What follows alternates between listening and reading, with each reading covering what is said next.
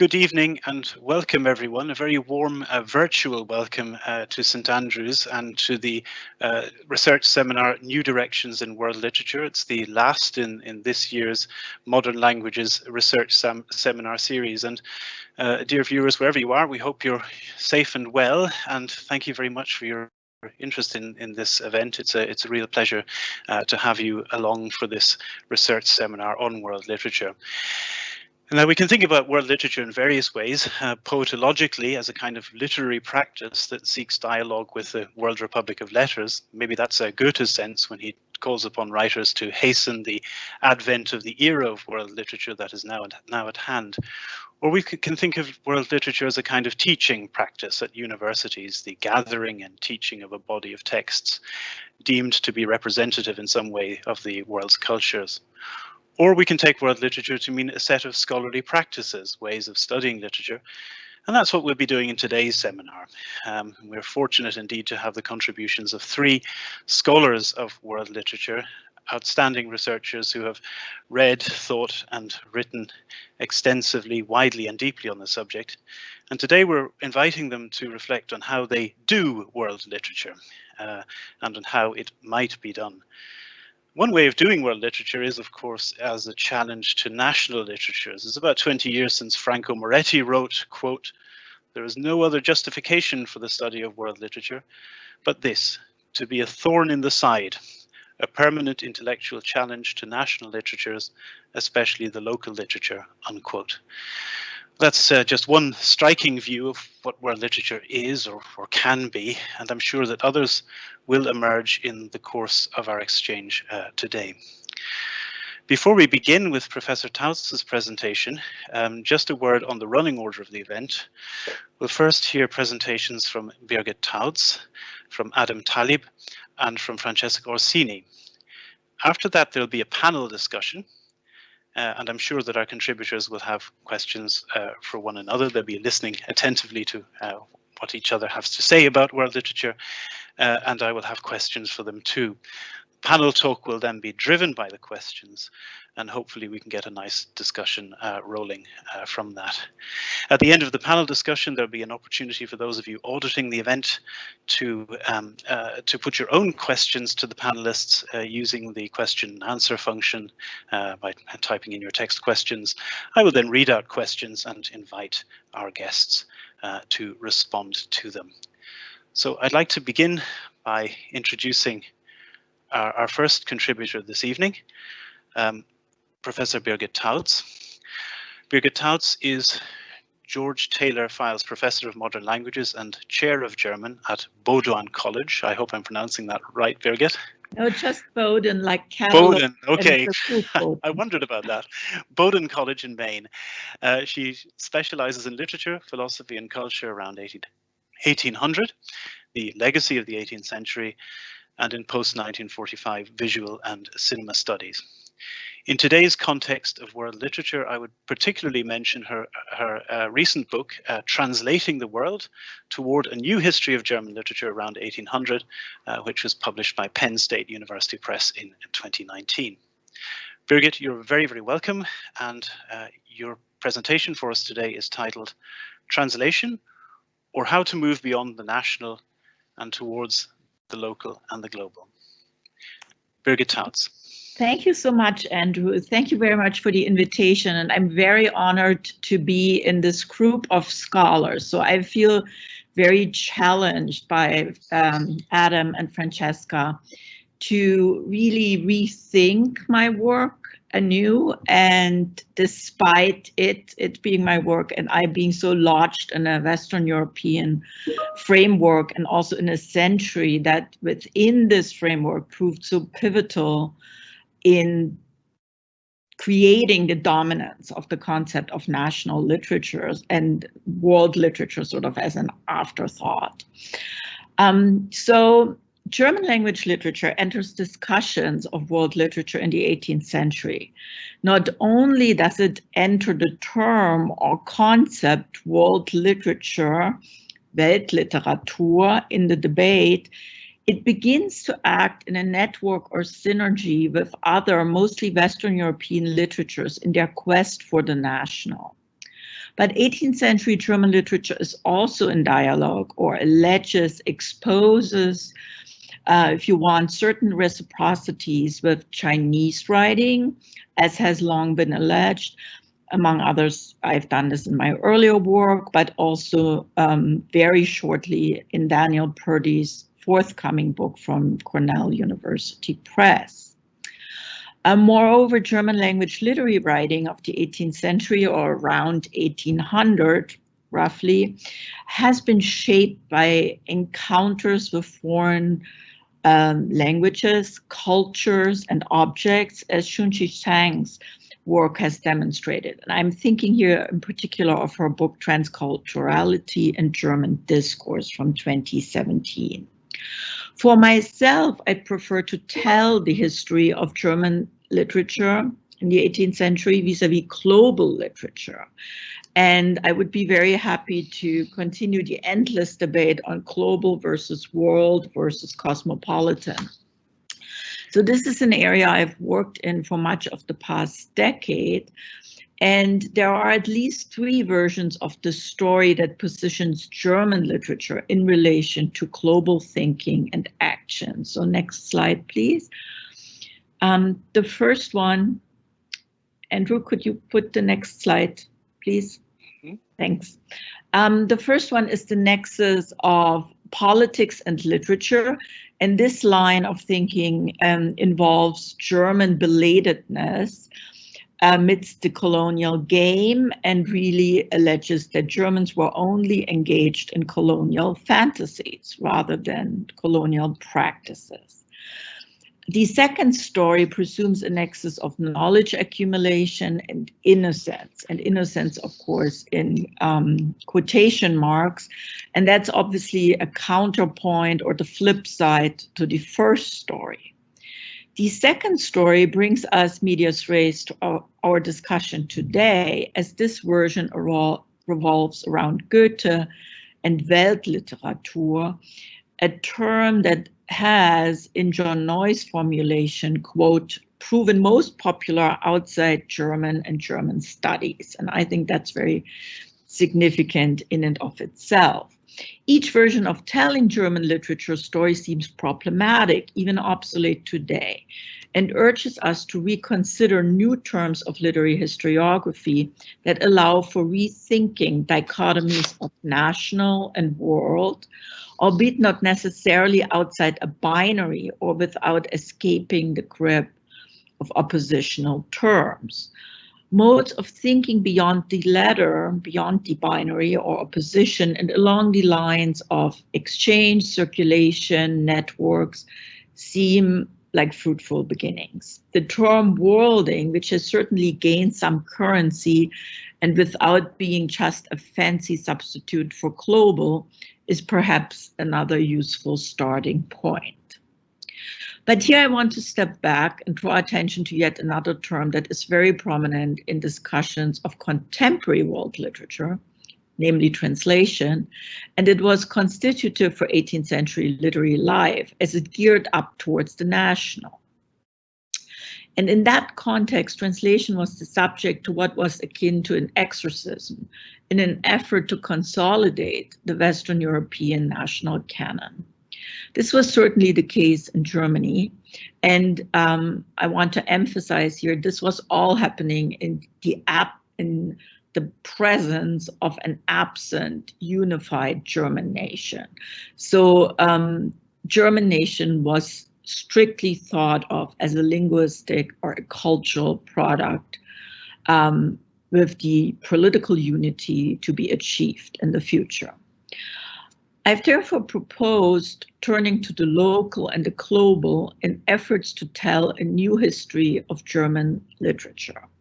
And that's the next slide, please. So my book, Translating the World, provides an original view of German literary and cultural history by demonstrating how the world, this is emerging global networks of trade, ideas, religious performance, theater, texts, and material objects, was rendered for and in actual German cities rather than an absent nation. So Hamburg around 1800s what we would call a world city. Weimar, in contrast, was a very provincial town that more than once was described as literally a dump.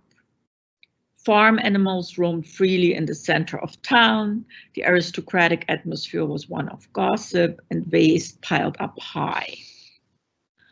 Although my book is inspired by the uniquely German constellation of imagining a culture nation, Kulturnation, around 1800, well before this political or territorial unity was achieved in 1871, translating the world models an approach to literary historiography that is also applicable to other national cases. Questions I asked in the book are, how do global relations of a city or town inflect its literary production? What do local patterns of literature, that is the local cultural ramifications of global developments, reveal and conceal about literary projects? And how are they suppressed in the literary national canon that is emerging?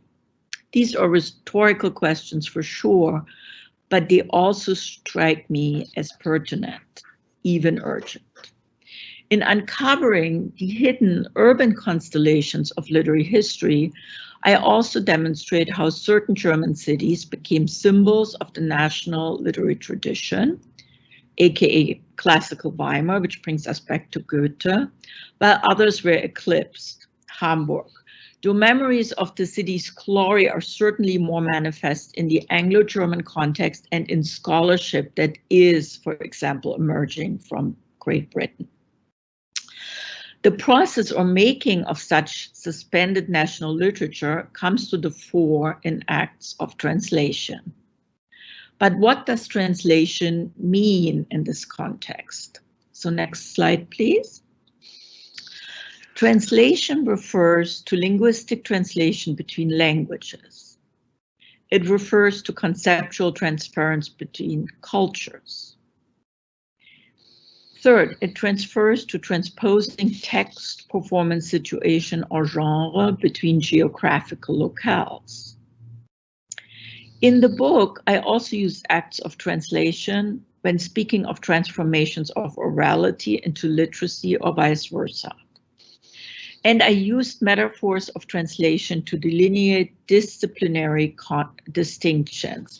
And I should admit the latter was very important to me to really map directions also of future work, but it has been criticized in reviews as simply being too much and obscuring clarity and status of translation.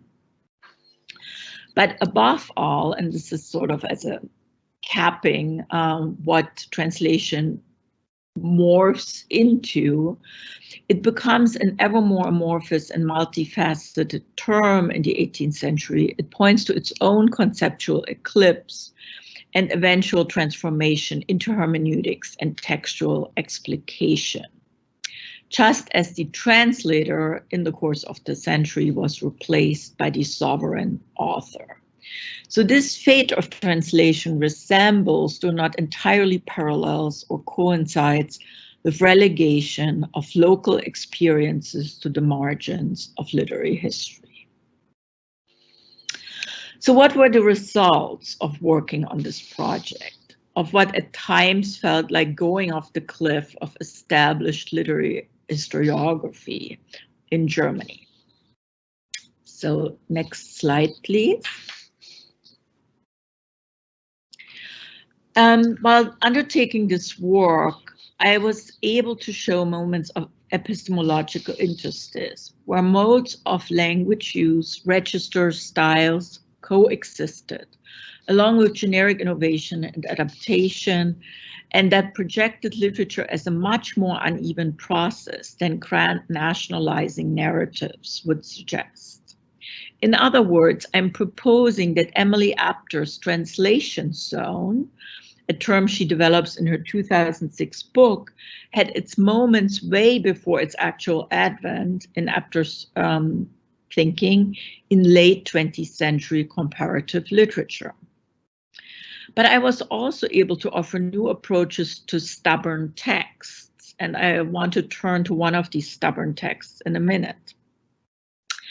Finally, I pivoted to my next project, in which I show how small things, material objects that were either actually exchanged or referenced in text, become anchors for entire narratives that then go on to shape views of fields, cultural exchanges among nations, collection priorities, as well as legends and falsities, and that very well can coexist next to each other. But let me go back to the example of what I called a stubborn text, Gotthold Ephraim Lessing's Hamburg Dramaturgy. In the context of German studies, Lessing is frequently depicted as the father of modern German literature. He allegedly established a causality between national literature and nation that then became a blueprint for national literary historiography in the 19th century. So especially in the context of German studies outside of Germany, he has often been reduced to this, not reduced, but the sentence, if we had a national stage, we would have a nation. And that is way too short-circuited, but it has become this pivotal, instrumental sentence. And note, of course, the emphasis of the individual author or creator who then goes out to shape the canon of a national literature. But what I claim is that Hamburg Dramaturgy is in fact an urban text rather than a national text, written during Lessing's nearly 3-year stint in the northern German port city and published in installments between 1767 and 69. The text is meandering, incoherent, fragmentary, and journalistic. But it only and immediately makes sense when treated as a Hamburg text. Just like the city, it was playing to the global or the world, rather than laboring for the original German language play, as generations of scholars and students have claimed. Both the Hamburg Theater Project and Lessing's text unfolded against audiences that were predominantly international, or as we say in Maine, that came from away. They reflected the city's truly multilingual daily life, as well as its far-flung relations within global networks at the time. So, for example, English was widely spoken on the streets of Hamburg at the time. The vicinities were actually not part of German-speaking environments. They belonged to Denmark at the time. And really, the entire area unfolded a truly multilingual daily life. The dramaturgy originates from this place and speaks to Hamburg's globally shaped theater culture. In the National Theater, to which the dramaturgy was hitched, German plays reached never more than 30% of repertoire. The majority of performances featured translations, but especially ballets, mimes and acrobats, and musical numbers, which were really opera-like. So one act of an opera was performed, the opera was turned into a musical or an operetta. So the National Theater was clearly a place of entertainment. It was symptomatic of its urban worldly context rather than paradigmatic of an aspiring nation. But when threading a reading of the text through Lessing's translations, the text reaches beyond the call for national literature. So let's resituate this text. Next slide, please. First, the dramaturgy is part of a culture of translation rather than of original creation. And at the time, it's important to note, translation activities in the broader culture a broader German language culture proliferated, an overabundance of texts, of version and varieties. Competing knowledges emerged through translation and abridged and marginal genres. Any quest for the original, for example, across journals, shorter genres, emerging novels, but especially plays, must be read as a counterpoint to the oversupply of texts, period. And any quest for the original is envisioned as an ordering authority. The plethora of translations signaled linguistic and epistemic insecurity and instability. However, any author participating in translation projects showed aspiration or already achieved erudition. Translation adapted the world and imported plays to local conditions, as theater practice showed, especially in prologues and epilogues, which became markers of localization. Second, Lessing claims to create an original out of translation. So he works against the hard opposition between translation and original before it even emerged as a hard opposition. Lessing puts forth different understandings of translations, often simultaneously and to adverse effects. So he produces a contradictory text. He oscillates between criticism of translation and model-like excursions into the ethics and practice of translation. However, he never translates an entire play in the dramaturgy, though he frequently suggests that it should be done. Lessing uses translation in ancillary capacity in order to understand and explicate tragic and comedic form. And Lessing advocates for unambiguous translation, which resonates with his earlier work on language theory. However, because translation is situated in performance practice, including translation being tied up with oral discourse, enunciations, and things like that, Lessing ends up advocating for a freer style of translation, of which the readers of the dramaturgy must avail themselves in order to judge what Lessing is arguing in the first place. So translation helps us understand how to engage with and why to engage with this very confusing text. All the while, Lessing insists that any text, in order to be revived in other locations, must resonate with living, mundane language of the location. So lines must be spoken with ease.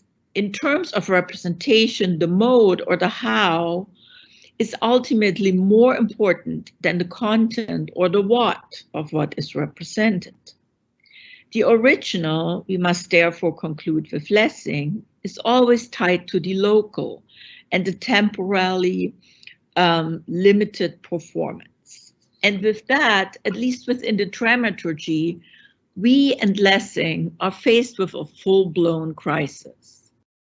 How to render such observation and theory?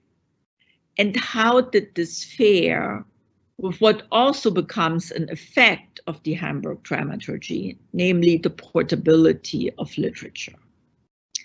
Lessing solves the dilemma by transposing the criticism of performance into the theory of drama.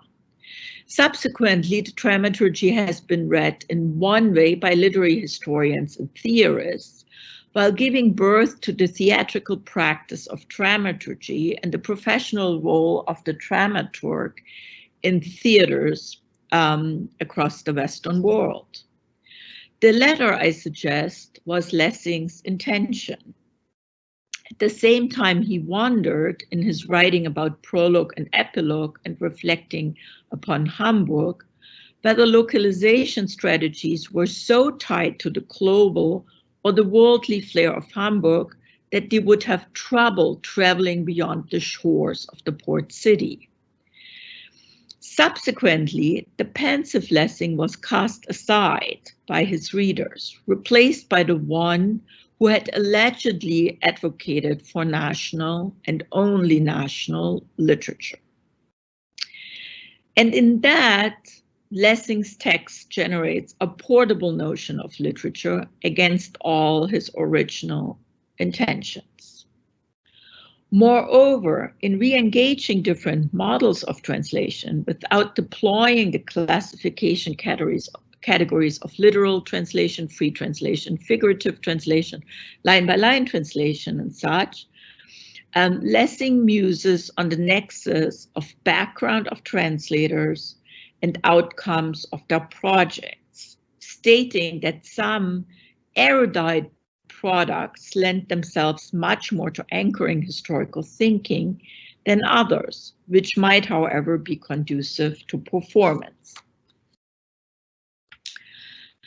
Together, Lessing's exhibition of various notions of translation form a conceptual assemblage whose role and function not only produces remarkable coherence in an otherwise overburdened text, a text that, by the way, resisted the containment in a book.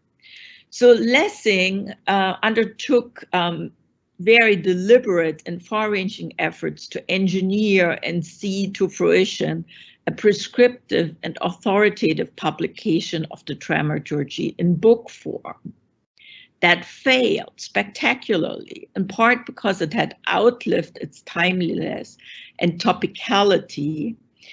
So it was very much tied to the theatrical performances, and in part because pirated copies had engulfed the market.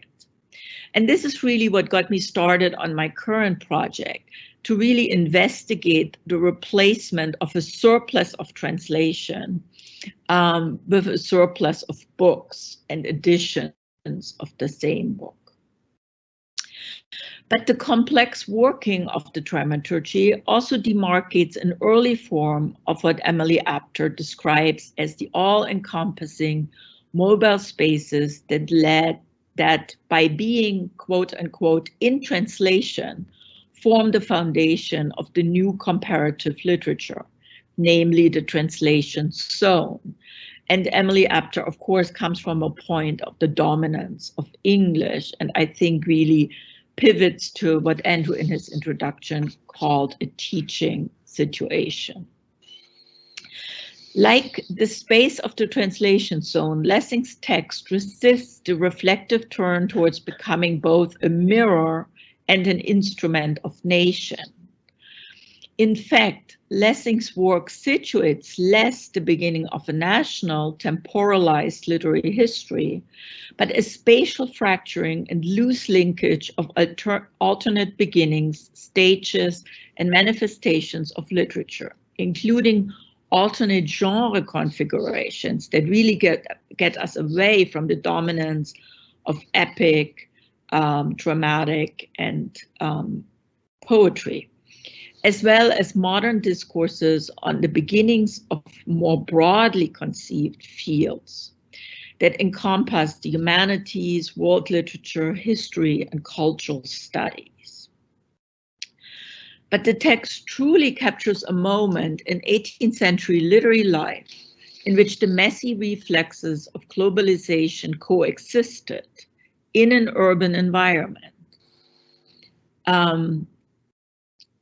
And that intersected with the latent quest for monolingualism and national literary imagination.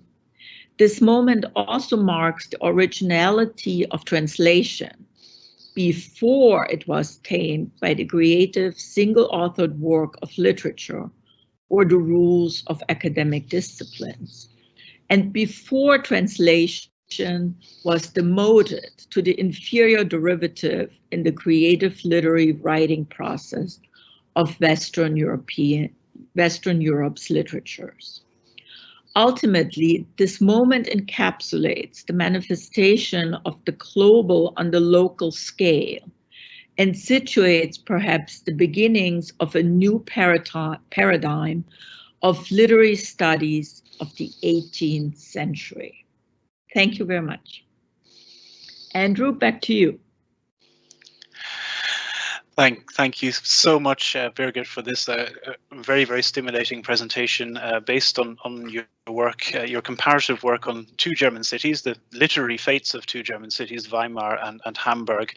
Hamburg, the literary metropolis of the 18th century that ultimately became eclipsed by a Weimar that generated a very different kind of nationalized and centralized narrative of German literature. Thank you very, very much for this presentation. I'll have a couple of questions for you when we get to the end of the presentations, but I want now to introduce our second contributor. And I'm just going to stop sharing my screen now, which I should do, I think.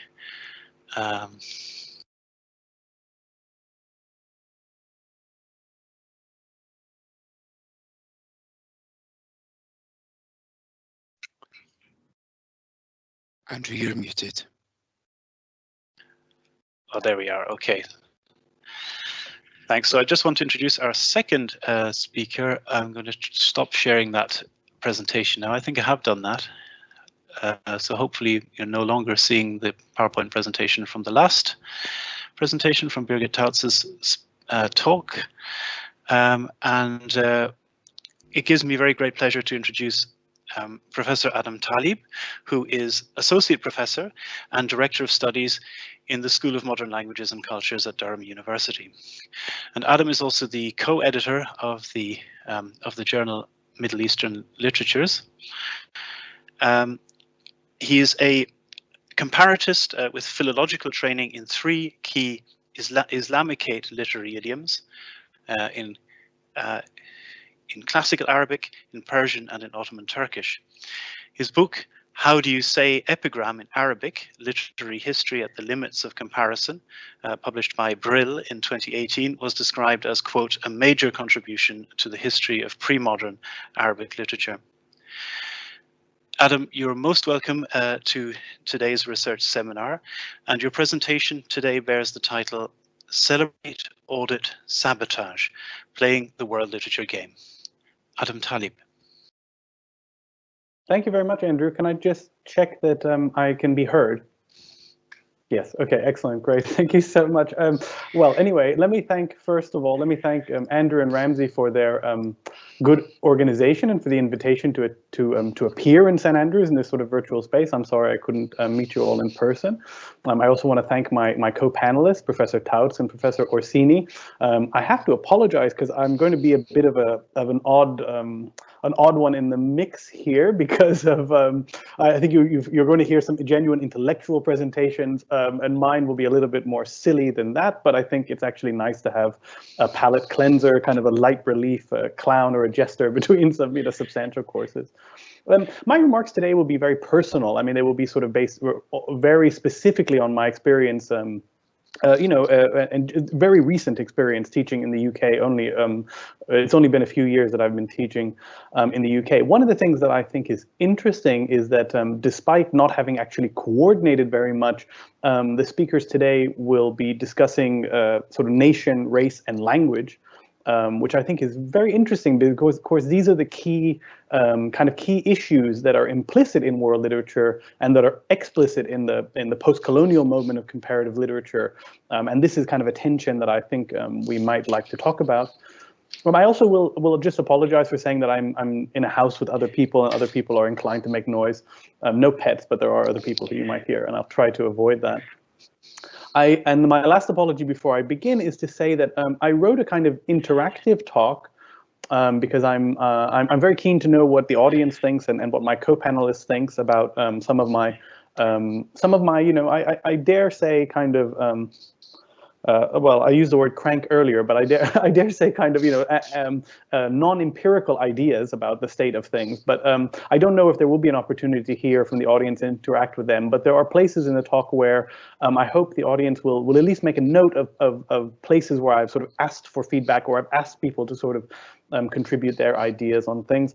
And I'm afraid I've written out my remarks because I have a kind of telegraphic and somewhat undisciplined speaking style that doesn't lend itself to these kinds of presentations. So if I'll beg your pardon, I'm going to read. Okay, so I'm not going to, my presentation will be brief, but I'm not going to spend time giving background about what world literature is or where it sits. And there are so many well-known critiques of it that I won't get into those either. I'm going to try to be practical in my remarks and keep things to the level of the classroom and the department, or or what we call the division or the faculty or the college in an American context. And the reason I'm especially motivated to do this is because, you know, I mean, I was originally invited to participate more than a year ago today, but in the interim, there's been a kind of resurgence or a kind of interest of so-called decolonization efforts in UK universities, and this may also be true in other academic contexts, but this is the context in which I'm currently working. Already, when I arrived in the UK in 2017, I was invited to an event at Leeds in 2018 called The Future of Medieval Studies. And this was directly in response to one of the earlier controversies, or one of the earlier scandals in which the relevance of medieval studies for white supremacist movements was you know, kind of became the topic of conversation within the scholarly community. And of course, now we see, after the resurgence of BLM protests last summer, many universities, including those outside North America, have started scrambling to look busy and interested in the cultural, social, and political lives of non-whites. Now, I use this term non-white, which you may find jarring. It is not the emic term. It's not the term that's used by the community of people involved in these kinds of efforts. But I think it actually reflects the way that the category functions. And that's why I prefer to use it. You know, in my own personal experience last summer, I was surprised to hear that the dean of the faculty wanted to speak to me. This is not something that happens very often in my experience. And after we'd been speaking on the phone for a few minutes and, you know, I finished checking in and asking after each other's family, I was asked a question that included the keyword diversity or diversify, and I all of a sudden it made sense. All of a sudden I knew why I was there and things like that. Now, why am I drawing a connection here between a kind of managerial PR exercise or a kind of community policing exercise that's taking place within UK universities and the topic of world literature, which we're here to discuss, right? Why am I talking about this in preference to, let's say, you know, Islamic literatures or comparative literature in the pre-modern Middle East? The reason I think it's important to draw a connection between these two phenomena that we're living through is because they are both a response to market forces within the academic economy. And the academic economy here is not simply one that can be quantified, right? The academic economy includes other things like prestige and social capital and intellectual energy. And because in my understanding of these phenomenon, they are a form of an anti-politics machine. Okay, now this is a term that I will define for those of you who are not maybe familiar with it. Many of you will be familiar with the concept of the anti-politics machine. It's a key concept in the anthropology of development. It was you know, put forward. It was essentially originated by James Ferguson in his book, The Anti-Politics Machine: Development, which is in quotes, depoliticization and bureaucratic power in Lesotho, which was published in 1994. It's a very, very well-known text in development studies. Now, from the introduction of the book, I'll read you his kind of very pithy summation of his argument. And I may have to read parts of it more than once just to draw attention. So he says, the argument in brief is the following. And he uses quotes whenever he uses the word development. So development institutions generate their own form of discourse, and this discourse simultaneously constructs Lesotho as a particular kind of object of knowledge and creates a structure of knowledge around that object.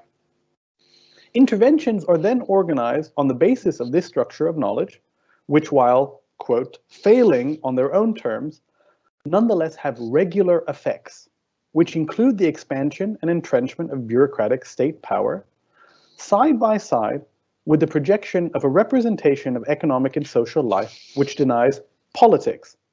And to that extent, it is successful. It suspends its effects, right? So let me just read that one more time to kind of clarify what he's arguing, right? So he's talking about development interventions, development projects, aid projects. He says these are organized on the, they generate their own form of discourse. This discourse simultaneously constructs Lesotho as a particular kind of object of knowledge and creates a structure of knowledge around it. The interventions are then organized on the basis of this structure. And while they fail on their own terms, they have regular effects, which include the expansion and entrenchment of bureaucratic state power, side by side with the projection of a representation of economic and social life which denies politics. The short answer to the question of what the development apparatus in Lesotho does, Ferguson writes, then is found in the book's title. It is an anti-politics machine, depoliticizing everything it touches, everywhere whisking political realities out of sight, all the while performing, almost unnoticed, its own preeminently political operation of expanding bureaucratic state power. So I want us to kind of take this concept, which is again probably very well known to many of you, and think about how it reflects our lives. And I'm really talking from the perspective of teaching staff in academic universities, but of course this also this also applies to PhD students who might like to join the academy, or to undergraduate students, or anyone who's kind of inhabiting the humanities divisions or faculties of universities today. So I can kind of see for myself how the process has happened, and I can kind of diagnose how we've created an anti-politics machine. But what I'm struggling with is how we got here, and this is something that I think the audience may be able to help us with. The reason one of the reasons why I'm struggling is because the world literature model was already hegemonic when I joined the university as a student, and this was in the United States. I don't know what the state of undergraduate teaching was in the UK or in Europe in 2002, but I expect the transition to a world literature curriculum came slightly later. I was taught with a textbook, which I still have. I don't know if you can all see this because I've blurred my screen. I'm sorry. I can try and unblur it. I apologize for this. Apply background effects. Yes, none. Apply. Okay, yes, you can probably see it now, and it's probably mirrored. But anyway, it's a one-volume Norton Anthology of World Masterpieces, and the front image is really interesting. It's a kind of a Japanese woodblock print, so it kind of gives the suggestion that you're going to have a lot about Japanese literature in the book, and I can assure you there's very little about Japanese literature. So I'm sure many of you know these texts very well. Some of you probably teach with them or have learned from them. They're interesting. These kinds of anthologies have become a bit of a trope in world literature scholarship, right? So they've been written about by people like David Damrosch and Wael Hassan and Brian Doherty and Karen Smith. I'm not interested particularly in discussing the contents of these anthologies today, but I would encourage anyone to go back and look at them and to read the studies of them that have been proliferating recently. I think it's actually very interesting for us to go back to look at the textbooks that sort of taught us and informed our sort of our earliest understanding of what the field is, right? Because this was the sort of first stage of professionalization that so many of us went through. In my case, I've kept enough undergraduate textbooks that I can do this. In the one-volume edition, which I just showed you, there is a section called The Rise of Islam and Islamic Literature, which is kind of a meaningless mishmash of 3 quote-unquote epic texts. And it's about, it's less than 100 pages, right? So it's less than 100 pages, which, and now this is in connection with Professor Tautz's presentation, this is less than half as long as the section on realism, symbolism, and European realities in part 3, 1800 to 1900. Right. Now, of course, this is maybe an old anthology. I'm sure newer anthologies are a bit better. The only other Arab or Muslim mentioned in the entire work is Naguib Mahfouz, who gets 10 pages, and he wouldn't have got that if he hadn't won a Nobel Prize. Now, in addition to that, I was also taught by the expanded edition. So the expanded edition divides world literary history into 2 volumes. So you think, okay, this might be a little bit better, right? We have more space. The 2-volume edition is, if anything, more depressing. The only text from the Islamic world, with its dozens of literary traditions, millions of peoples, and tens of thousands more manuscripts than were ever produced in Europe, is The 1001 Nights. Now, The 1001 Nights is, of course, one of the most influential literary texts in the history of what we call world literature, but it's only 20 pages in this volume. Sir Gawain and the Green Knight, which is unreadable and completely obscure, gets 50 pages. Now, okay. This will sound extreme, but I now have come to think of these kinds of editorial decisions as white supremacist, right? When I was an undergraduate, I was actually less judgmental. And I know that sounds kind of strange, because usually you sort of think as undergraduates as hot-headed and, you know, and these kinds of things. But actually, I was far less judgmental as an undergraduate. And I now realize that the reason I was less judgmental is because I was far less sophisticated as an undergraduate. Right. Now, what I mean here is many of the people listening to me will think it's very unsophisticated to be using terms like white supremacist in connection with editorial decisions about the construction of anthologies, and you might think I'm being hyperbolic, uncivil, ridiculous. These are the kinds of things that I hear, but I'm actually much more savvy now than I was 20 years ago. And that's because, like many of the students who look like me, who you may teach and who may be in the audience, I was a sort of a first-generation scholar. I'm a first-generation academic, a first-generation college student. I really had no idea how these books were put together. And in that sense, the kind of, the arrival in a university context, the sort of the mystery around academia as such, made me more sort of deferential to these kinds of editorial decisions. And I wouldn't have thought in a million years at that stage that to use a term like white supremacist in connection with such work. So for when I was an undergraduate and for many years after that, I related to world literature in what I would think of as the celebrate mode. That's the sort of what I talk about in the title of my talk today. I don't think all my instructors celebrated world literature, but I don't remember any of the untenured, precariously employed or graduate students, who taught me in these lower level survey courses, did any kind of explicit criticism of world literature, and I think that's probably changed. In the UK, most universities don't teach literature in this format, right? The nature of the structure of the university is slightly different, but I think even in the UK, the inviolability of a curriculum and academic culture rooted in and informed by white supremacy is evident once you start looking. When in graduate school, and while I was under pressure to establish myself as a scholar, I practiced a form of what I would call auditing world literature, which in the 2010s had become truly hegemonic, not only in North America, but latterly in Europe and in many other academic communities around the world. This is something I'm very interested to hear about more in the panel discussion and the Q&A, because I'm quite ignorant about the spread of world literature worldwide. David Damrosch knows a lot about this because of his special position at the apex of world literature, of the world literature industry. And I don't know if you will have noticed, but in some of his remarks and in his writing, he deploys that knowledge quite effectively in his rhetorical defense of the field.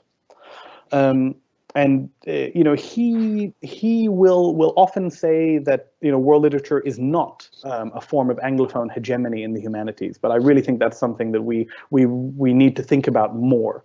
And it's interesting how his perspective on what world literature is often different from what the critics kind of describe. So in part because of my undergraduate introduction to world literature, my first book was in part an attempt to wrestle with the externalities of a globalized Anglophone literary studies idiom. I was also invited to join the board of something called the Journal of World Literature when it was established, but in that capacity, I don't know how much auditing I've been able to do.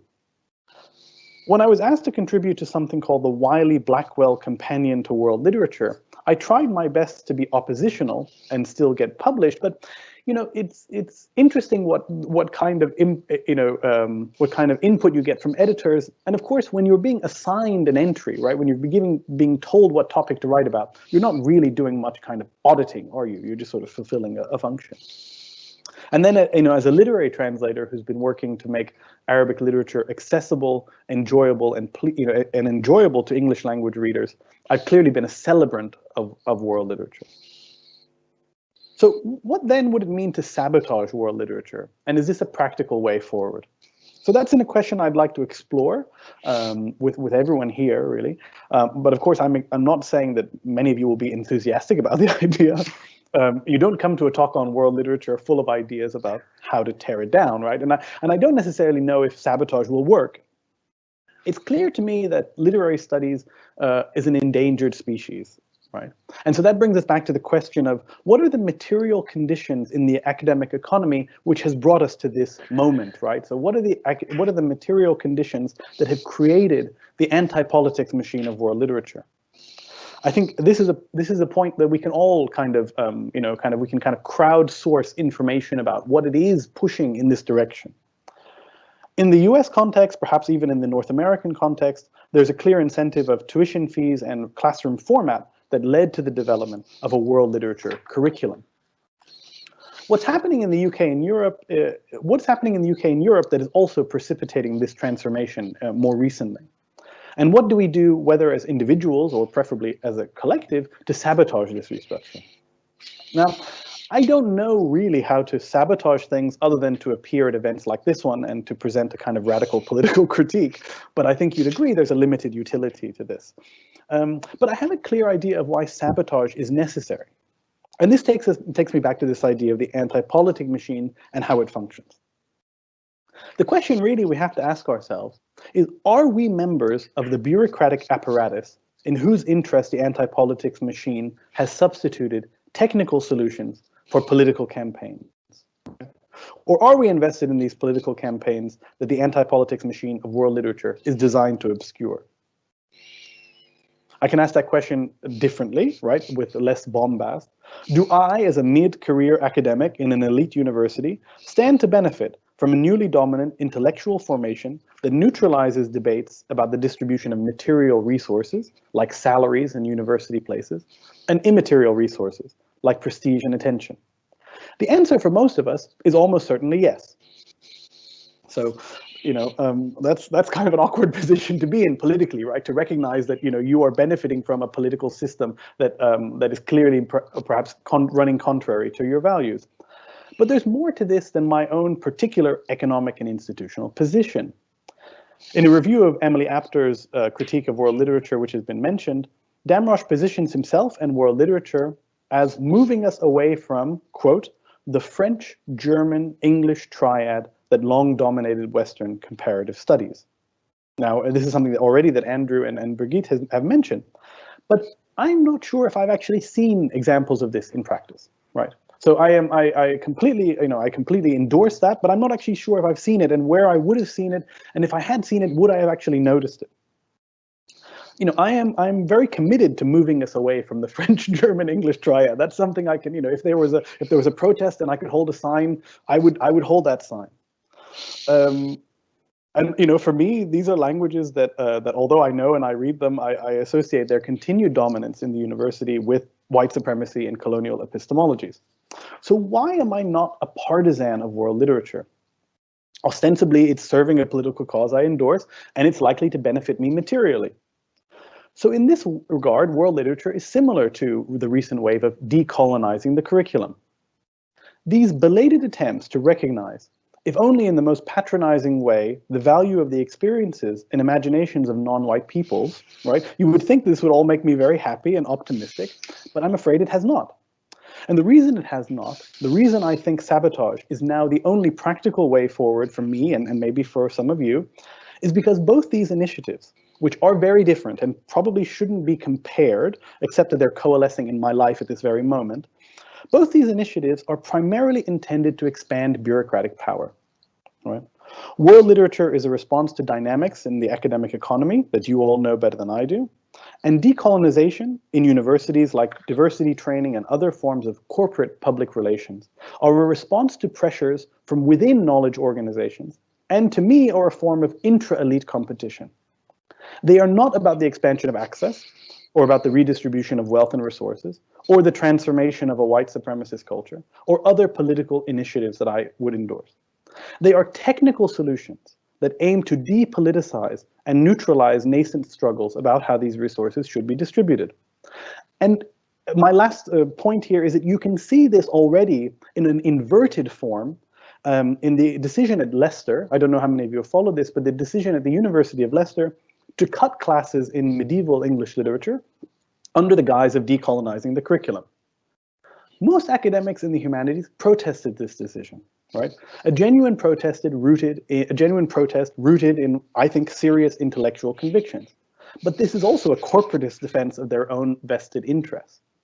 Personally, I think this inverted example demonstrates the point of the anti-politics machine very nicely, and so I'll stop here and thank you for your attention. Thank you so much, Adam Talib, for this very, very stimulating presentation, which is rooted in practice and thinking about the practice of teaching world literature. And also, Adam has reflected very productively on his own academic socialization and his current position as a teacher of world literature. And thank you very much for this searching critique of world literature as a paradigm of university teaching. That I'm sure there'll be loads of questions and many responses to that when we get to the opportunity to the panel discussion first of all, and to the Q&A. There's a couple of things that I personally want to ask Adam, and I'm sure other people will too. I now want to introduce our third contributor to today's research seminar, Professor Francesca Orsini. Francesca Orsini is Professor of Hindi and South Asian Literature at SOAS, South Asia Institute. Francesca is a literary historian working primarily with Hindi and Urdu materials, and interested in how multilingualism worked and continues to function within the literary cultures of South Asia. She leads the European Research Council project Multilingual Locals and Significant Geographies for a new approach to world literature. Francesca Orsini is a Fellow of the British Academy and a member of the Steering Committee of the British Comparative Literature Association.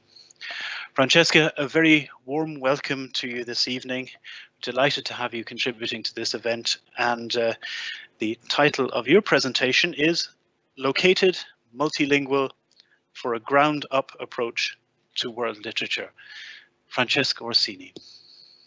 Thank you very much, Andrew, and thank you for to my co-panelists. I was actually scribbling and adding things to my slides because there are actually quite a few echoes and certainly questions that I want to ask.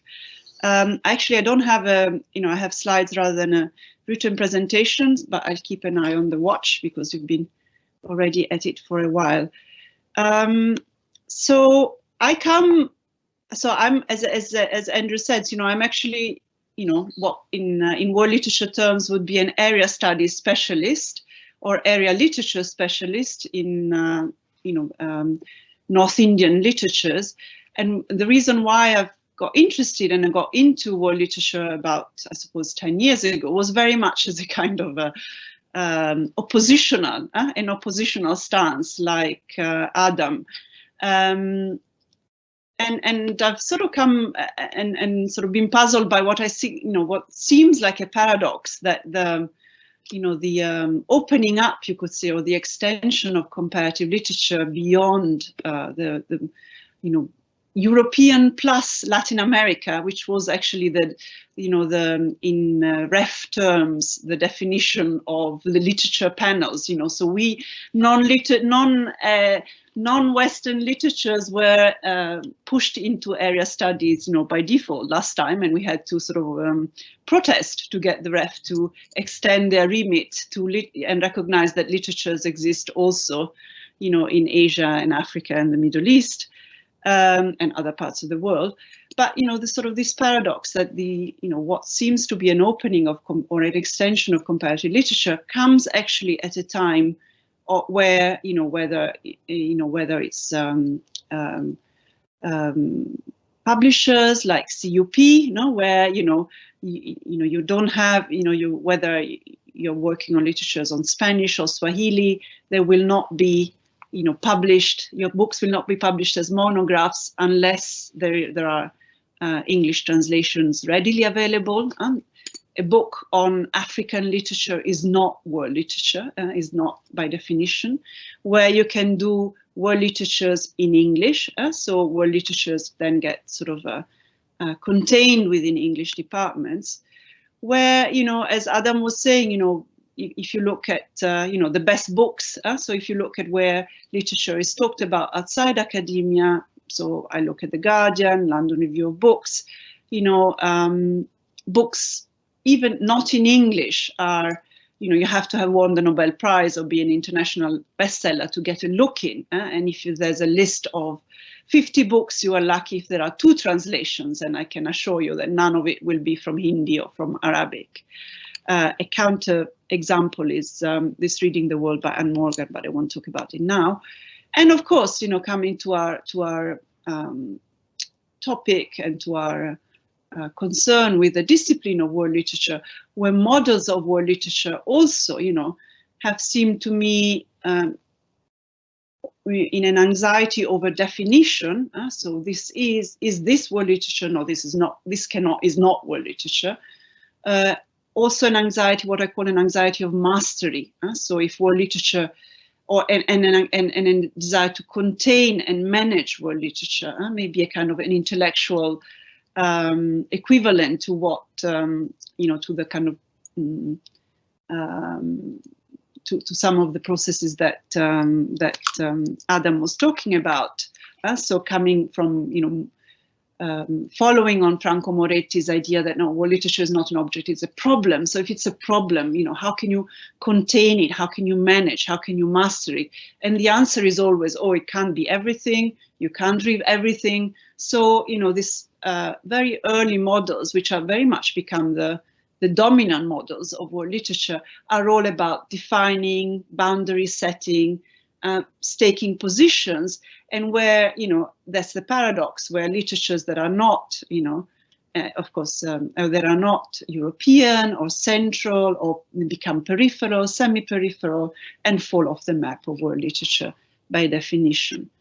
And here I'm very much with Sanjay Krishna, which says, you know, that this global or this world is not, you know, although these are models that present world literature as a given, as a map, as a system, as something that unforgoably has come with global capitalism, this for me is very much an instituted perspective.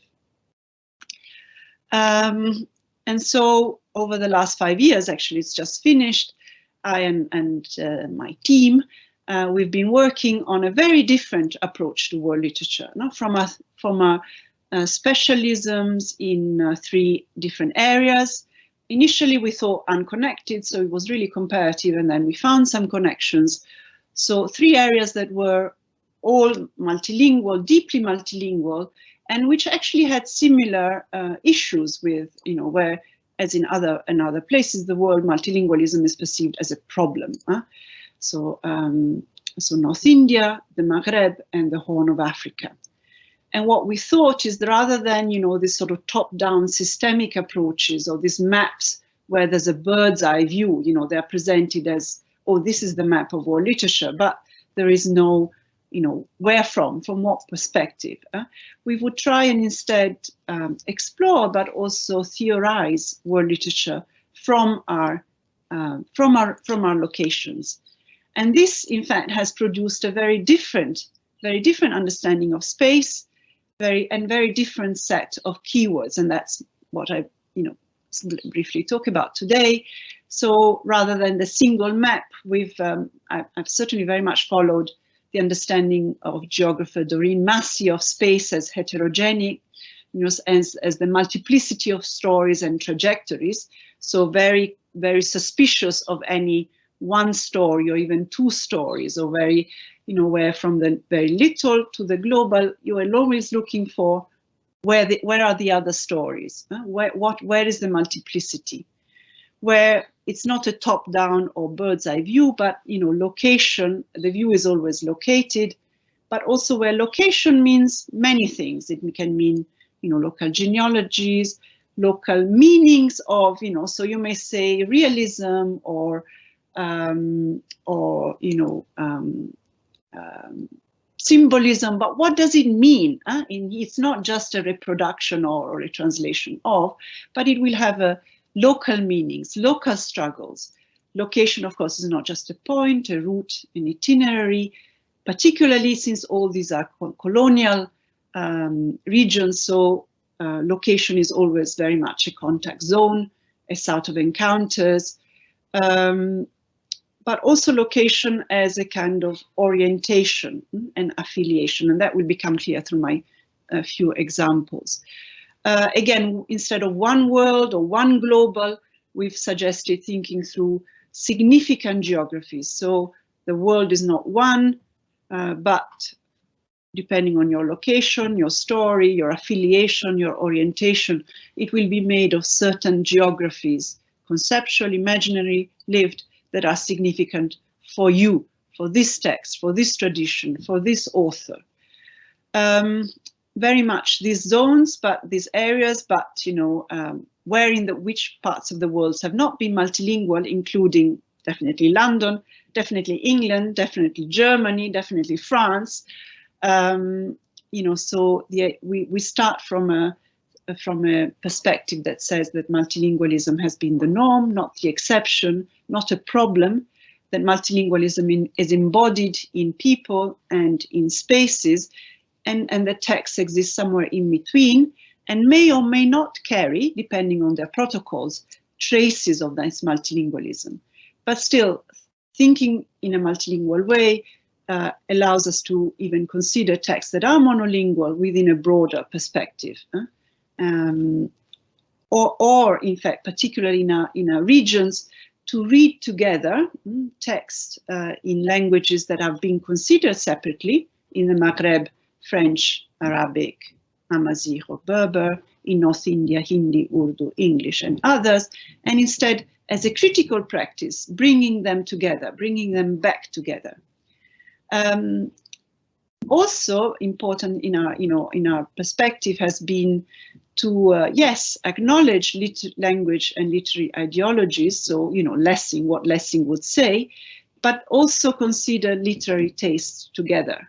And very much as Birgit was showing, then we find out that very antagonistic or oppositional or hierarchical language and literary ideologies, which proliferate in postcolonial studies, but often in our own regions, go side by side with literary tastes that instead keep enjoying and valuing and really experiencing those same tastes that are devalued or excluded, and so on.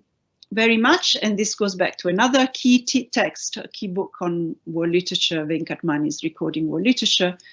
Doing world literature from our regions also means going beyond the centrality of the book, the novel, the printed book, and the definition of literature and the circulation of literature as that which is read as literature.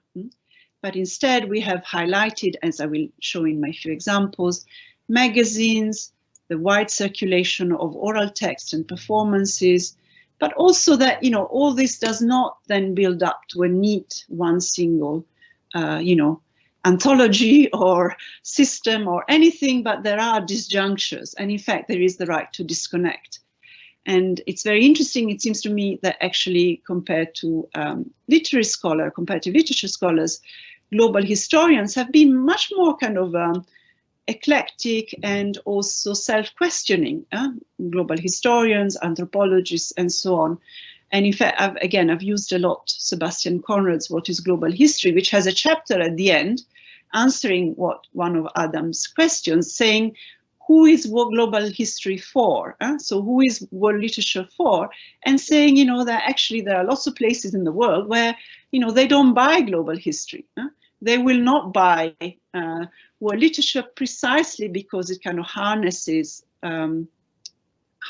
their stories to a kind of Anglocentric, post-imperial or neo-imperial kind of view of the discipline and of the world.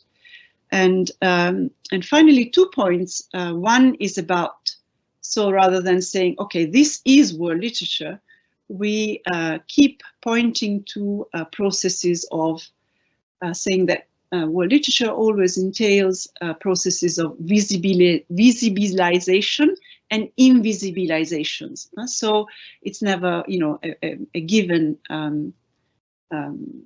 it's never a done deal. But it's always a question of what are you making visible and what are you making invisible? What Shumeishi would call technologies of recognition. Finally, whereas a lot of work on world literature is about, direct translations and what gets translated in what language, we've shown historically the continued importance crucial importance of other forms of translation, or indeed no translation, but reading in another language. And still, you know, why I would say that, you know, maybe, you know, if one moves away from the systemic and rather, you know, yeah, frustrating and, you know, I think views of, you know, models of world literature, I know I really like Debjani Ganguly's idea of world literature as an optics and as a ground for new conversations. This is where, you know, Andrew, Birgit, Adam, and I can actually meet and have a conversation. There wouldn't be, which would not be possible otherwise. So let me just give you a very few examples. Visibility and invisibilization. So, you know, writing from the 19th century, magazines or anthologies like Trübner was a book importer, American and Oriental Literary Record, amazingly seem to make visible and import through the importation of books, what I call the presence of these books, literatures of the world. But actually, they make, what do they make invisible? They make invisible more, in many cases, certainly in the cases of books imported from India, modern writers. This is the only case where you have actually a modern, you know, a modern writer acknowledged as such. Otherwise, and I've just added this very briefly to continue with Adam's, you know, point. If you look at the early anthologies or histories of world literature, India is there only as, you know, ancient literature. At the beginning of the story, this is an early. I think it's an American, you know, maybe American, maybe English. I'm not so sure where John Macy was located, where, you know, everything that is not European, mysterious, is Chinese, Japanese, Indian, Arabic, is 13 pages out of 500. And this is after Tagore has won the Nobel Prize, but, you know, you can see in what kind of supercilious way he's talked about. As somebody has told me that there is one modern poet in Bengali. So very briefly, a couple of examples to show what instead a kind of a located, multilingual, ground-up approach can do. So this is work by one of our postdocs, Itzia Goicolea, who's shown that actually in a very small locations within the Spanish protectorate in Morocco, at the time of where you know, most of Morocco was under French instead, sort of protectorate, colonial occupation. A magazine, actually two bilingual magazines, Ketama and Al-Motamid, thanks to the collaboration between Spanish and local Moroccan intellectuals, actually produce, so put side by side Spanish, European, and Arabic poetry, but also help redirect the gaze and attention of Spanish Orientalists of Arab or scholars of Arabic literature towards contemporary literature, contemporary poetry. And so this, which would of course within, you know, global systemic model seem to be, you know, be a very provincial, a very peripheral location, maybe precisely because it's peripheral and precisely because there is a, you know, it's less hierarchical as a space, but also because it has its own politics of, you know, Franco's Spain trying to project, and Franco-Morocco project itself as a kind of, oh, we are the heirs of this long-standing Andalusian link, we are brothers, we are not as oppressive as the French. So a series of political and you know, geopolitical and geographical conditions make this possible.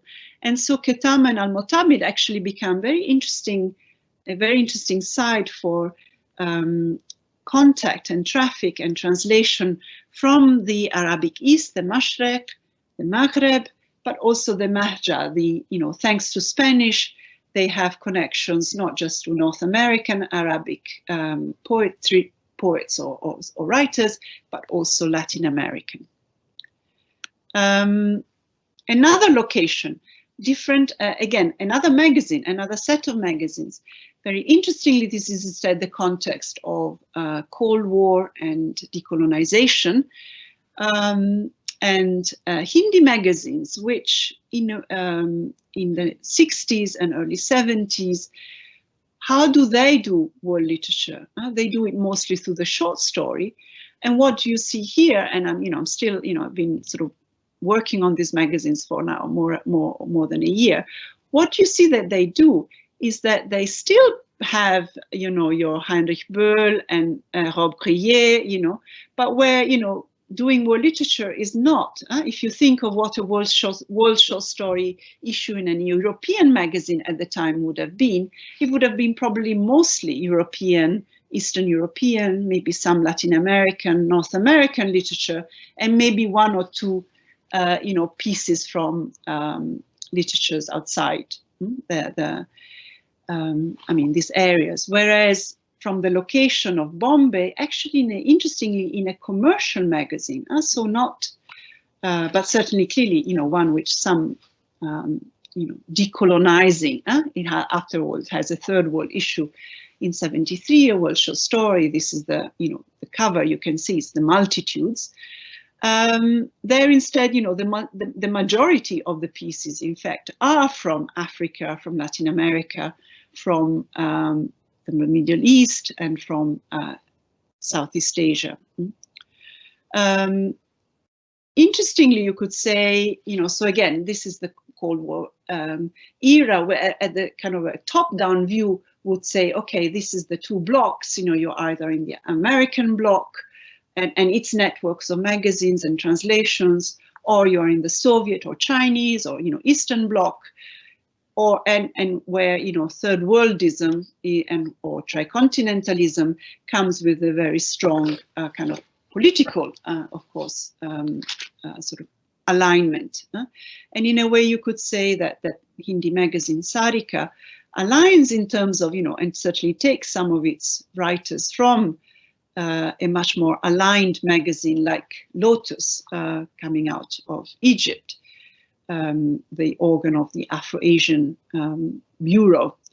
But on the other hand, if you look at the range of stories, and these are the Latin American stories in Sarika and Kahania, which are both edited by the same writer-editor, you see that politically, actually, they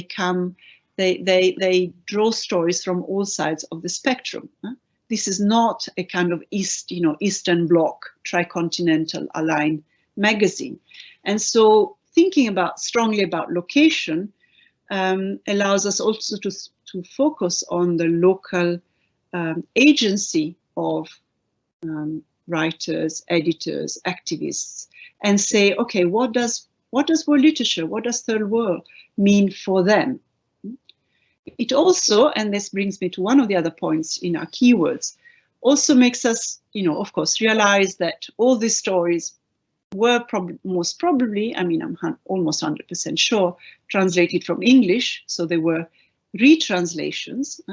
They actually drew upon the proliferation of translations that came with this sort of particular political moment of Cold War and decolonization, and they were, second or third relay retranslations. So some of them actually came from a kind of Reader Digest kind of publication like Short Story International, Beat Ravens, Burro Trading, and Emma Zuns by Borges most probably came from here. Also, they show that, some, doing world literature from this, again, peripheral location of, Bombay in the 60s and 70s doesn't mean catching up with the latest, but really, constructing your own, your own constellation of world literature, where, actually, older stories can be lifted up into the present, into the geopolitical present.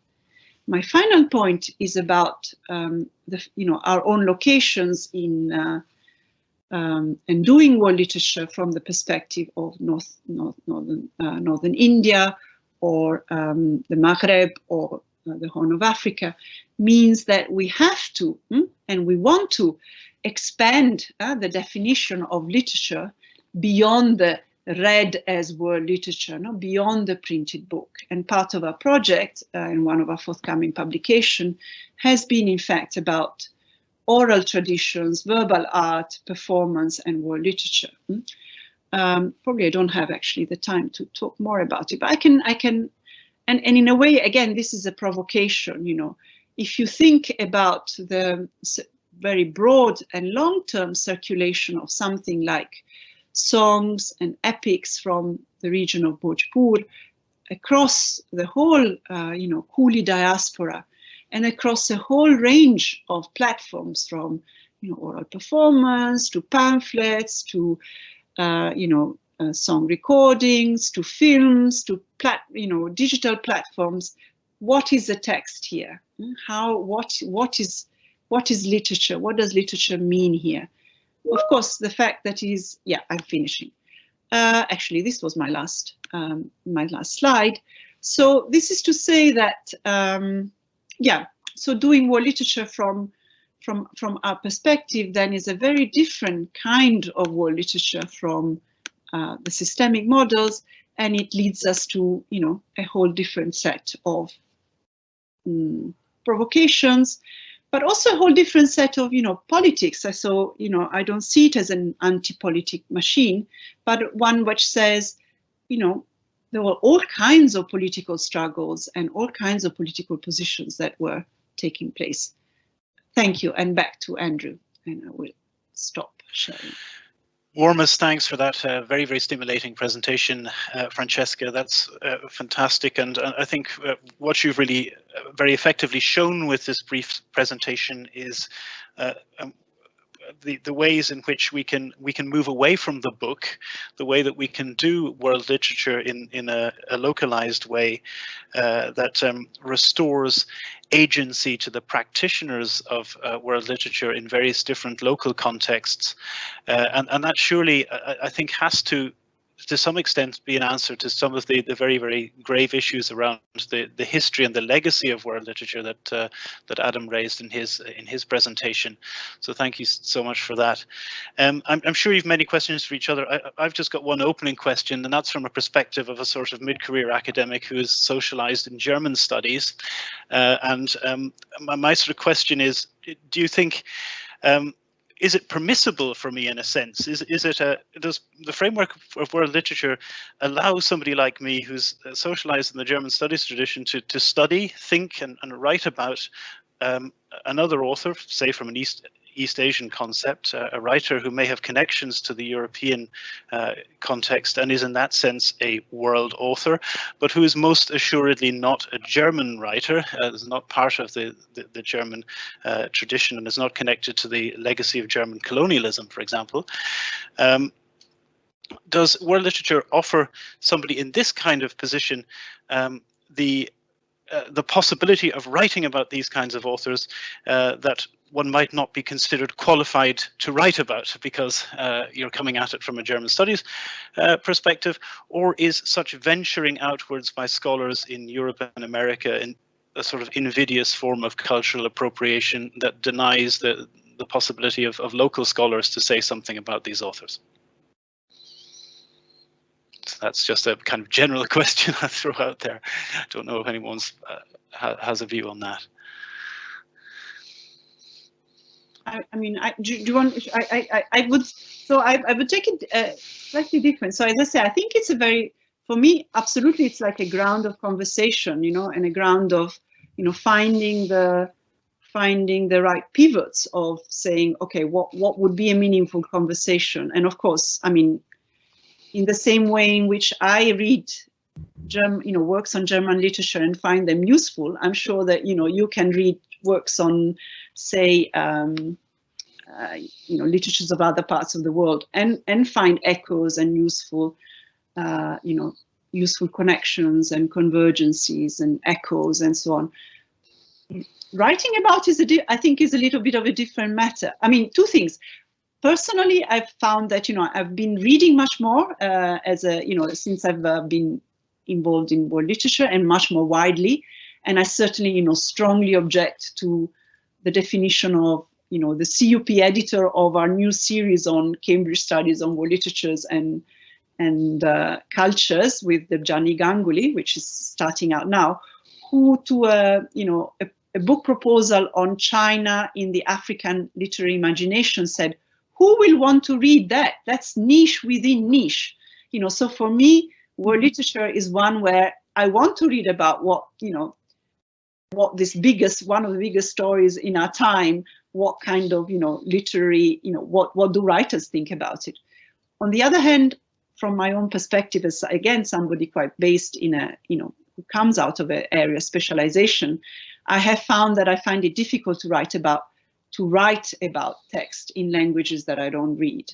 And the other thing is that, I strongly object to, but I strongly object to the kind of Franco Moretti early position of saying, well, the world literature scholar will be somebody who relies on the scholarship of, the ground, he will be he'll be the theorizer where other people do the groundwork. I think that's absolutely not how it works. I think we are all theorizing and working on the primary at the same time. I think that would be my position.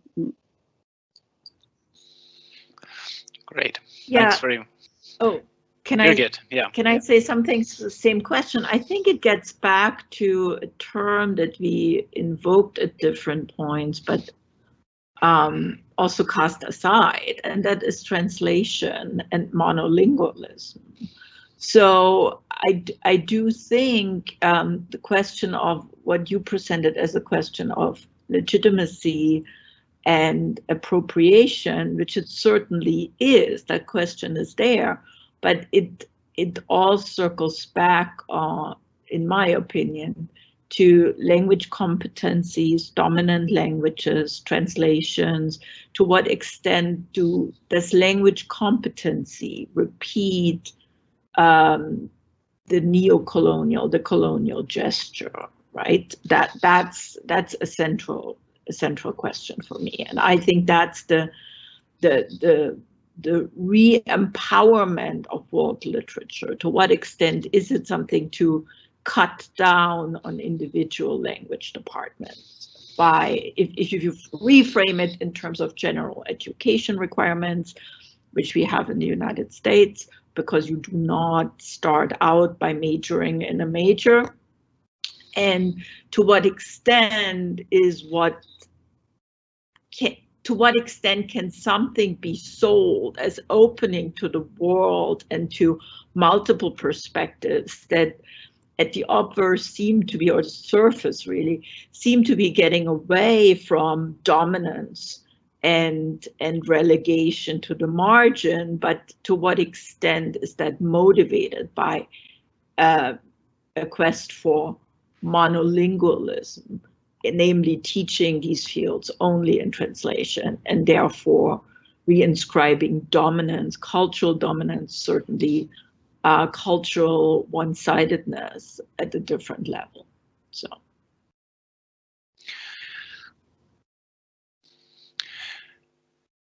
Thanks very much, Birgit. And you raise a very interesting point about the mediatedness of world literature through English, which, as you say, reinscribes the dominance of a linguistic system.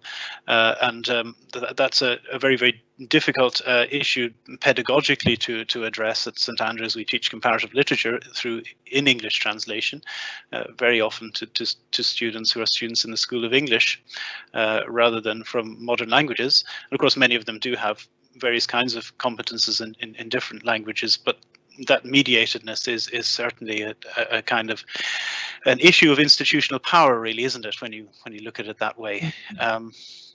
I wonder, will we see, on the basis of Francesca's project, is there a prospect for new syllabuses of world literature that might, new Norton anthologies of world literature that will be based on Hindi magazines, that will be based on literary magazines from the Maghreb or from the Philippines, and that will then present these locally constituted objects of world literature for study around the world?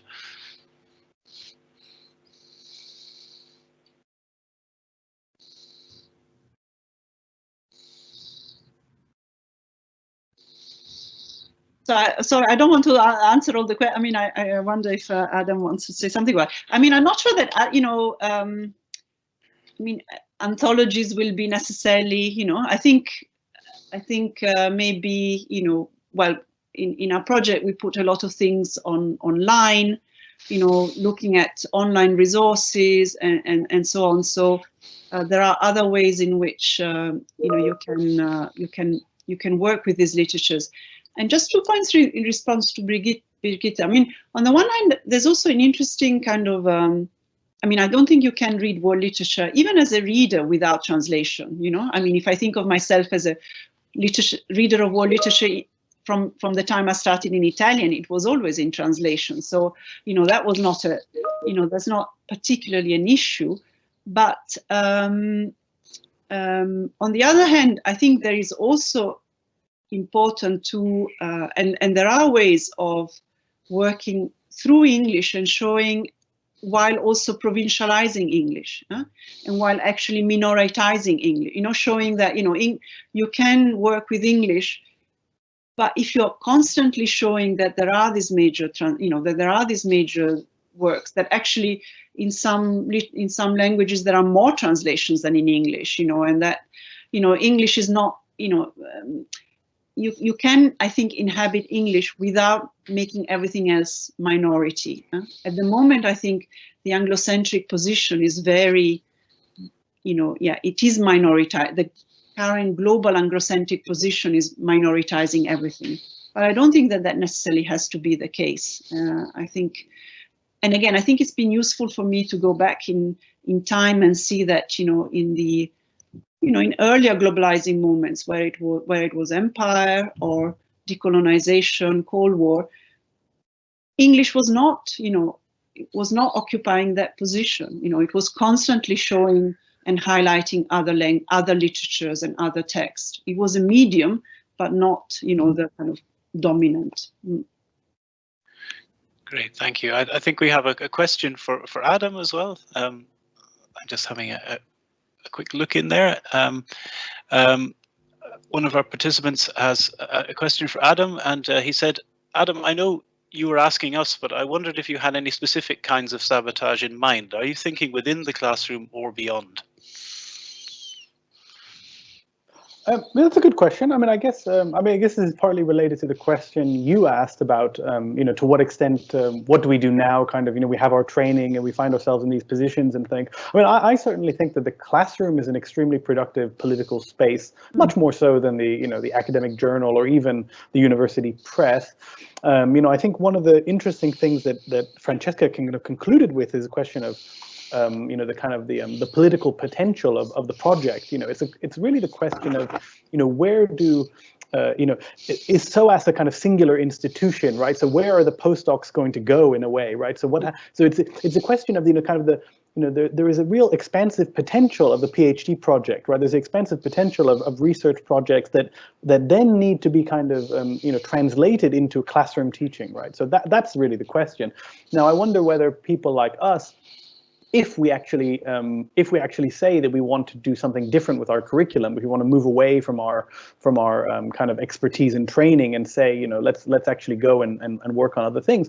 There was certainly a moment, you know, earlier in the 70s and 80s where lots of people who weren't trained in world literature, you know, there are lots of eminent historians of German literature and English literature who started teaching African novels, right? And I wonder why we're in a far less radical moment here where we have to kind of ask permission before we do these things. And we all know that we have committees that look at our ideas and tell us we can't do this kind of thing. But there have been more radical moments in the past in universities, and we're actually in a very conservative moment, I think. That's a very useful thought, Adam, and particularly the idea that the classroom may be the truly productive political space for changing the shape of world literature, rather than the university press. Yeah, I mean, I think that's right. I think because of the various institutional constraints, Francesca alluded to the ref panel setup, for example. We feel ourselves compelled to produce within our kind of national literary containers, or to sort of suffer the consequences in terms of recognition within the discipline, which is not the way it should be, as I think you're strongly suggesting, Adam. So I'm just looking at the questions here, and I'll see if I can. Well, I think what I'll do is I'll now open up the Q&A, and I have a question here from another contributor, which is, I have a question regarding labeling or categorizing. What do you think about the label world literature? Is that a label that is actually productive for you? Last week in a conference, the term minor or minoritized literature was used in this context. What do you think of this term? So, Birgit, would you like to take that? Yeah, I think then of course you constantly have to contextualize the term, right? So minor or minoritized, minor and minoritized is not exchangeable. So minor, who says something is minor and who says something is minoritized? I think you have different positions there.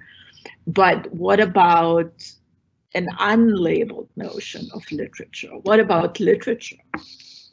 I guess you in a way you shift the debate, because then you have the question, well, who decides what is literature? But I think it strikes me we would immediately arrive at the moment that Francesca described, right? A multiplicity of modes, a multiplicity of genres, a multiplicity of disseminations. And what strikes me, one term that was absent from our discussion, and that's always absent from the discussion of literature, whether world or national, is the presence, right? The presence of literature, the presence of literary production, the living literature, right? Literature always seems to be in the service of the past or of the future. And I think that's where we end up with discourses of turning minor or turning major or turning relevant or turning not worth to be disseminated or read. So my 2 cents on world literature and minor literature. I think that the direction of travel in the question is that, you know, is world literature a term that you personally use programmatically, or that you think has any sort of programmatic bite in it or potential in it? No, I don't use it programmatically because I think have internalized too much the use of the term in the US American Academy over the past 20 years. So, and I still remember discussions where comparative literature was reserved for the Western European literatures, the approach that Western European literatures took towards minor literatures, or the involvement and positioning or consumption of major works of non-Western literature, but that were really, really old, right? Really replicating the gesture that Francesca described, which books were imported from the non-Western world. They had to be really, really old. They had to be in manuscript form and then printed. So, and then world literature was everything else. So if you taught a course on world literature, it couldn't have certain texts. That's how I remember debates being fought or had or whatever. So I don't find it, I find terms useful that talk about worlding, right? That sort of take a broader perspective, but not world literature as a corpus of texts. Great. The term pioneered by Jelal Qadir, I think, worlding, isn't that right? So back in 2004. Yeah, that seems in many respects to be a more useful sort of term for the practice of doing what is very often otherwise described as world literature. Thank you very much for those observations, Birgit. Are there any other questions? Anyone like to ask a question at this point? I had one, but it just disappeared there in the heat of the moment.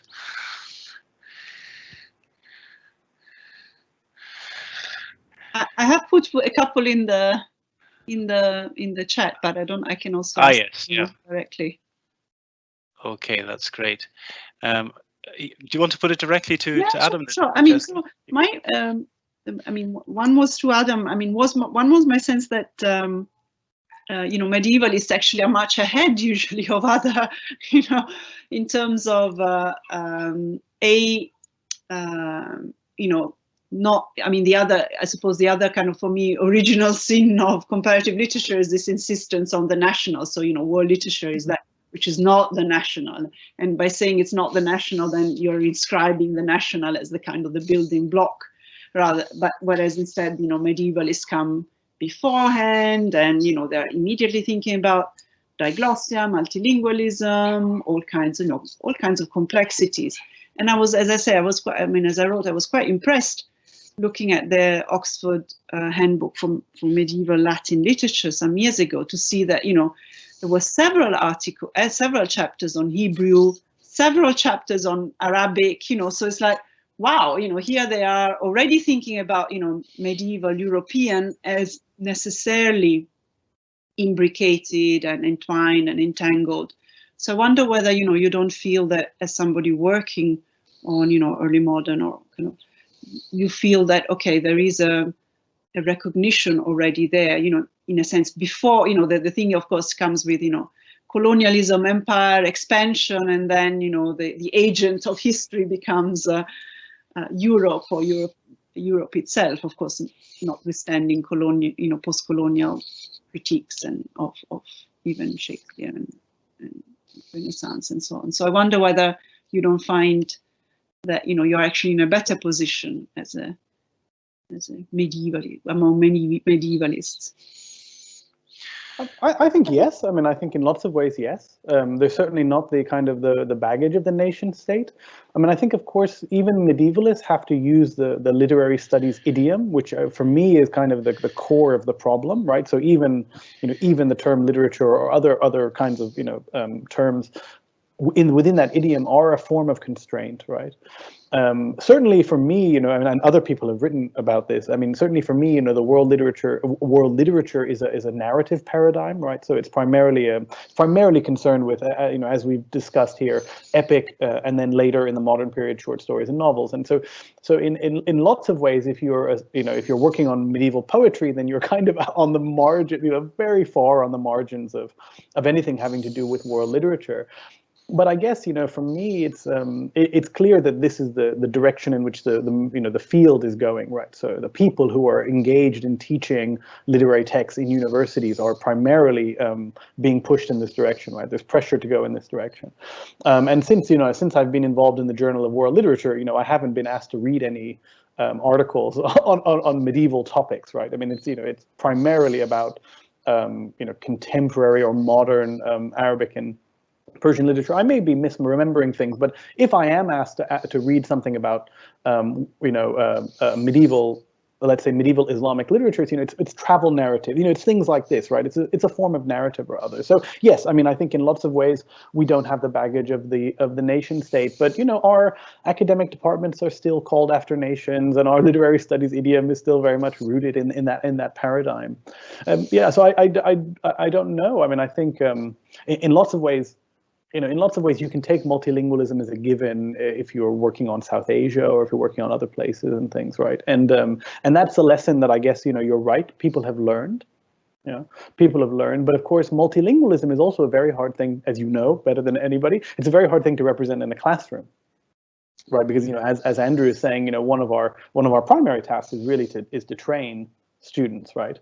And so very few of us are multilingual, so very few of our students are multilingual in this same kind of way, that actually, it's much more a very practical problem, which reinscribes a kind of, I mean, let's say, for lack of a better word, a kind of a national or monolingualism, right? A kind of national monolingualism.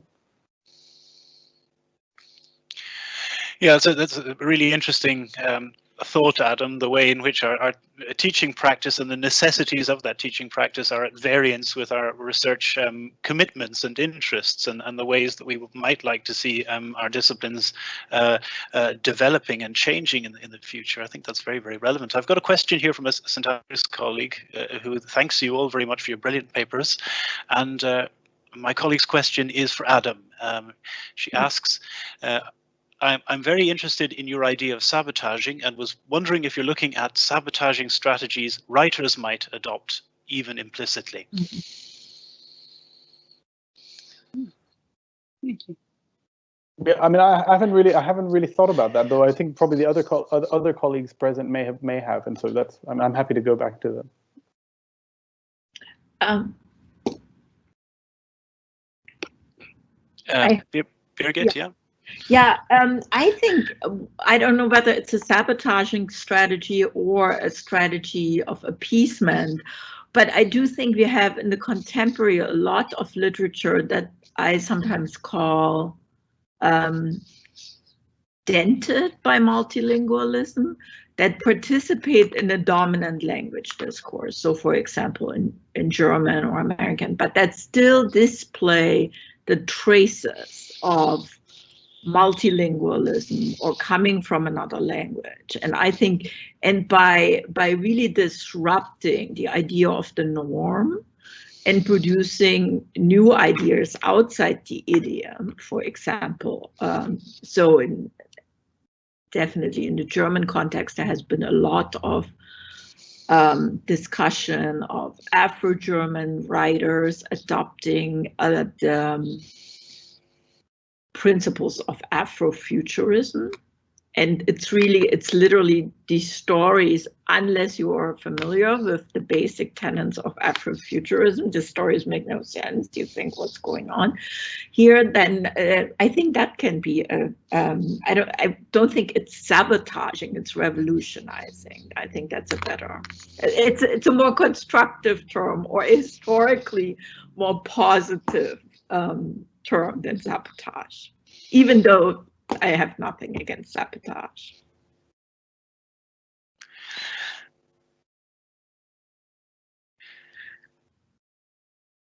That's a very interesting and productive thought, Birgit, that the sabotaging or the may come in at the level of the idiom itself, the linguistic idiom, because world literature very often implies a readily assimilable type of smooth linguistic idiom, and to the extent the writers display self-consciously the traces of their origins and of where they also intend to go, which may not be exactly the same as the dominant idiom, that may be one such unsettling strategy, or making less assimilable of their linguistic work, of their literary products. I mean, for me personally, what I found very, very productive and liberating about this discussion is the suggestion, and you've all touched on it in various ways, that we need to rethink the literary and literature as a category if we're going to transform the way we do literary studies in order to make it more inclusive. And for those of us brought up within the European paradigm of literary studies, there are certain capital L for literature assumptions that go with that, to do with the sort of autonomy of the linguistic system, the primacy of the single author, the secondariness or the ancillariness of translation that Birgit spoke to so eloquently in her presentation about the moment of translation in the German context in the 18th century, which then gave way to the supremacy of the single author in the 19th century. That for me has been hugely productive and very, very useful. I'm just having a look to see if I've missed any other questions. I think we have addressed all of the questions that have been shared in the Ramsey's nodding helpfully for me there. So I think we've managed to answer all of the questions that are being posted in the Q&A. I'm aware that we're more than an hour and 3/4 into this event now, and we've all heard about Zoom tiredness and Zoom fatigue and all the rest of it. every one of us, attendees and contributors alike, we've been online so much over the last year or so. So I don't want to prolong the event too much, while at the same time I've been very mindful of how exciting and stimulating this conversation has been. I just wish we could continue it in person, in a sort of more congenial setting with food and drink at hand. But may I just, on behalf of all of you who have joined us, who are auditing the event, express my thanks. But I see that another question has come in, so I'll share that question before I do my wrap up. I'm just going to have a quick look at that question, and one of the auditors has mentioned that it has come back to the question of the medieval studies and the study of medieval literature, that it's perhaps a bit more advanced than the modern contemporary in addressing the concerns of world literature. I'd like to ask what the study of medieval literature can bring to other periods of study.